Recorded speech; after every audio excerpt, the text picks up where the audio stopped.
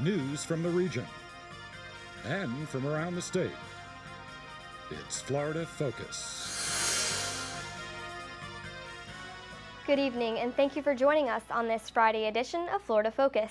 I'm Lisa Nori. Calling all water sport enthusiasts, United States Coast Guard Auxiliary Flotilla 79 of Tampa will offer a safety course for paddleboarders and canoeists. Popular fishing guide Neil Taylor and internationally recognized canoeist Russell Farrow will make presentations. The course takes place on Saturday, September 24th from 8:30 a.m. to 2:30 p.m. at the Gandy Boat Ramp in Tampa. For more information, call Tim Tehan at 813-503-0317. The 37th Annual Mainsail Arts Festival will be here before you know it. Organizers begin taking applications on October 1st for the April 2012 show. The festival is always a big hit. Artists must apply online at www.mainsailartsfestival.org. And finally tonight, this was an emotional week for Americans remembering the tragedy of 9/11. Reporter Heather Zimmerman has the story. It's been 10 years since the 9/11 terrorist attacks, yet the events of that day remain fresh in the minds of people directly affected. My husband and I lost 15 friends that day, and Susan, who I just spoke about, she's passed.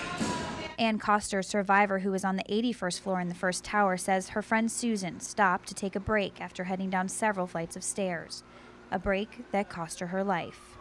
They found her body on Christmas Day.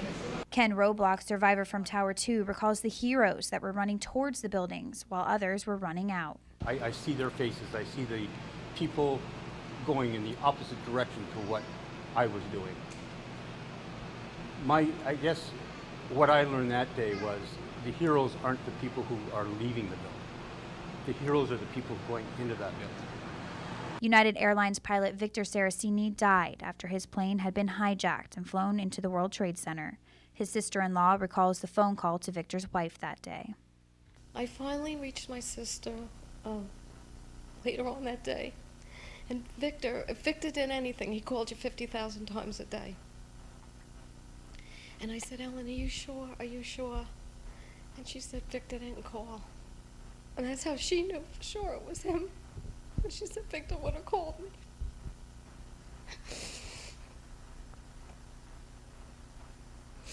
Thank you for joining us this evening. Have a great weekend, and we'll see you back on Monday.